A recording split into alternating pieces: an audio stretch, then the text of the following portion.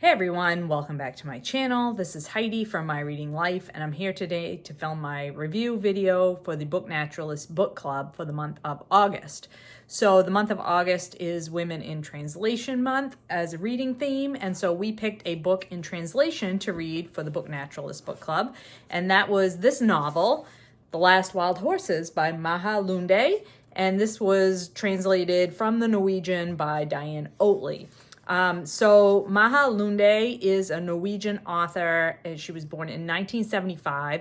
She first published a novel in 2012, and she has written and published 10 books for children and young adults. And then in addition to that, she's published these books in her climate series, climate fiction series.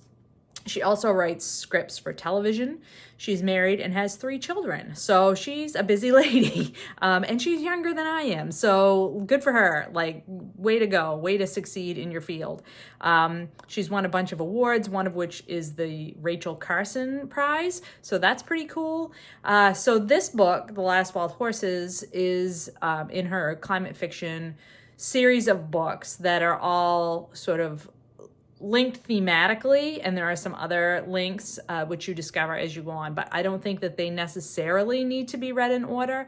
I am a proponent in general of reading books in order if they're connected or in a series, and I would say that there are some things that you would probably get more out of if you read her books in order, but it isn't necessary. So the first book is The History of Bees, and then the second book is The End of the Ocean, and this is the third book, The Last Wild Horses. So this book in particular is set in 3 different timelines. There's a timeline in the 1800s, historical timeline, there's a timeline in the 1990s, and then there's a timeline in the 2060s, I believe. Is it 2060s or 2030s? Now I've forgotten. I believe it's 2060s. And the topic of this particular book is 2060s, yes.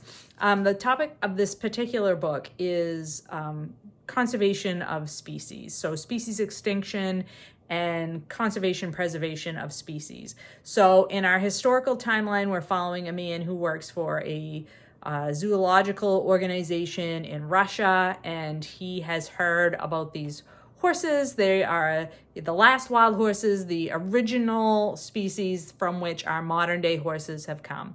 I can't pronounce, it starts with a P. There's a name for these horses. It isn't on the back here.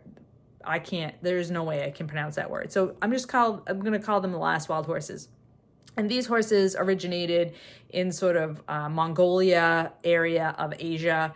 And in the 1800s, there's been word that some of these horses still exist. And so this Russian zoological person sets out with a explorer to try to capture some of these horses and bring them back for different clients throughout Asia and Europe.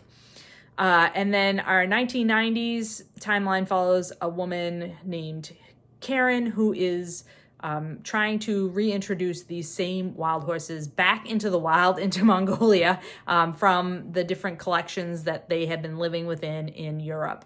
And she is very much dedicated to this idea of reintroduction, rewilding of species, which was so prevalent in the late 1990s and into the current days. And then our futuristic timeline follows a woman named Eva in Norway, and she is living on the remnants of a sort of ecological preserve or an animal farm type of a place where in past days, before climate change has happened, she and her family had different types of endangered species that they kept on their farm and tried to keep as wild as possible. Climate disasters have happened, and they are sort of at the point where they can't sustain, everybody has left, everybody has gone north to escape climate change conditions, and she and her daughter are the only ones left on this farm trying to care for these wild horses, as well as some other wild creatures, as well as themselves, and with very little resources to sustain themselves.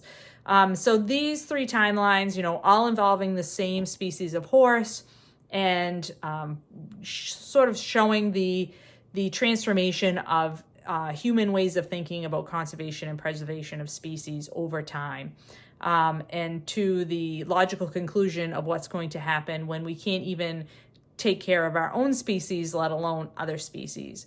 Lunde explores some of the same topics that she's explored in her other books, like motherhood, family relations, migration, impacts of changing climate, borders, prejudice. All these things are themes in the book. And I think that this is her best realized novel so far. I think all of these different timelines come together really nicely and inform each other really nicely. The characters, while very difficult people, they're not always likable, for sure. They're very realistic people, and you really wanted to know what was going to happen to them. Not necessarily that you liked them all the time, but you certainly could understand where they were coming from, and you wanted to know what was going to happen. There are descriptions in here of weather events that are just absolutely frightening. They just were viscerally frightening to me, and really made me think about, you know, the types of weather events that we're now experiencing and how much worse they could be. How much worse they're likely to be, given the track that we're on. It made me think a lot about conservation and preservation of species conservation. Conservation biology is something that I care passionately about, and am really interested in that topic. And I think Lunde does a really great job of talking about that topic in this book. So I'm not particularly a horse person, but this was a great book because it's not specifically, I mean, it is specifically about horses, but like she's addressing the broader topic of conservation biology and, you know, human intervention into other species' lives in a way that I think is really, really well done. So this was an excellent read for me, very successful. I really loved it. And I think that it was a wonderful addition to the Book Naturalists Book Club sort of library of books that we've been reading. So that was my thinking about The Last Wild Horses, and great pick for Women in Translation Month as well. And then in September, we have two books on the list to read, and one is for Shorty September, and one is for Hispanic Heritage Month. So the Shorty September book is a book that I have here on my Kindle. It's a poetry collection, You Are Here, Poetry in the Natural World, edited and introduced by Ada Limon.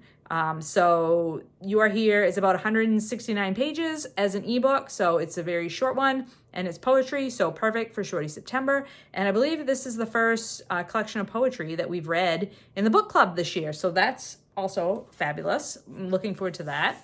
And then we will also be reading The Kissing Bug by Daisy Hernandez, which is about the author's connection with an exploration of the Chagas virus, which is a virus that is carried by some kind of a insect. And that's really all I know about it. The tagline is a true story of family, an insect, and a nation's neglect of a deadly disease. So sounds fabulous. I love these sort of journalistic / memoir-y type books about these kinds of topics.